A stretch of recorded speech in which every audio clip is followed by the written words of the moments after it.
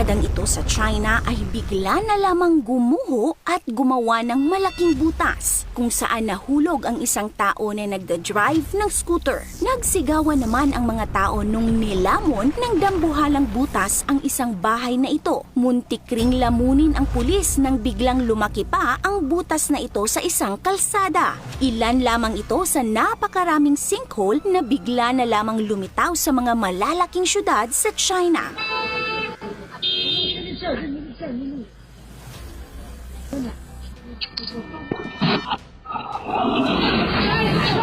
Nabulabog at natakot rin ang mga residente sa isang lugar nang isang gabi ay may narinig silang napakalakas na pagsabog. Ang lupa pala ay pumutok at nabiyak kahit wala namang lindol. Ang mga building ay nabiyak din at tumagilid. Maraming residente ang lumikas at ang iba ay piniling sa kalsada na lamang matulog sa takot na baka gumuho ang gusali. Nakakalungkot isipin na ang bahay na ilang taong pinaghirapan ng mga residente sa isang iglap ay hindi na nila matirhan. Grabe din ang baha sa China. Makikitang halos umapaw na ang baha sa kinatatayuan ng tao habang inaanod ang sasakyan. At ito pa, marami ding naanod na sasakyan. Pinagtulungang hilahin naman ng mga tao ang sasakyang ito para hindi mahulog sa butas. Ang lahat ng ito ay nangyayari sa China dahil ang kanilang bansa ay lumulubog. Chinese cities are growing rapidly and with that, they're also sinking. Ayon sa Reuters, halos kalahati ng mga malalaking syudad sa bansa ay unti-unti nang lumulubog. Isa na dito ang Shanghai. Mula noong 1920s hanggang 2023 ay lumubog daw ang Shanghai ng mahigit 3 meters ayon sa BBC. At mahigit 270 million katao ang nakatira sa mga lumulubog na mga lugar sa China.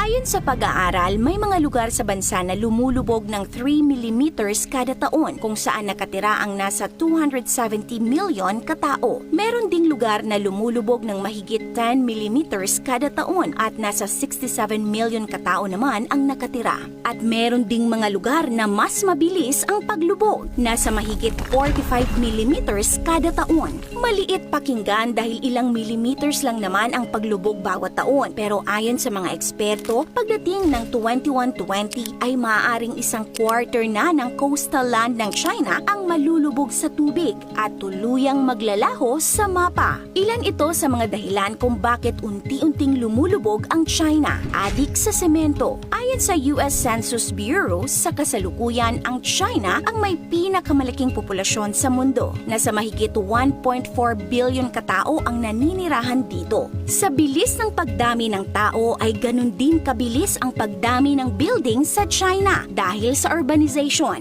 Ayon sa isang survey noong 2023, ang China ay meron ng halos 600 million buildings. At ang mga buildings na ito ay gawa sa concrete. At alam nyo ba, ang bansang China ang nangunguna sa may pinakamaraming napuproduce na semento sa mundo at ine-export pa nila ito. Sa katunayan, noong 2020, 2.4 billion tons ng semento ang nagamit ng China, 23 times na mas mataas kumpara sa US. Dahil daw sa sobrang daming concrete building sa bansa ay nabibigatan na ang kanilang lupa. Kaya maraming syudad ang unti-unting lumulubog. Maraming butas sa lupa ang nagsilabasan at nabibiyak ang mga lupa. Tulad ng nangyari sa munisipalidad ng Tianjin noong 2023. Nasa mahigit 3,000 katao ang pinalikas mula sa mga buildings sa takot na ito'y gumuho dahil nagkaroon din ng cracks ang mga ito. Dahil rin sa simentadong mga daan ay hindi agad nasisipsip ng lupa ang tubig ulan, kaya nagkakaroon ng flash flood sa ilang syudad sa bansa. Pagkuha ng groundwater.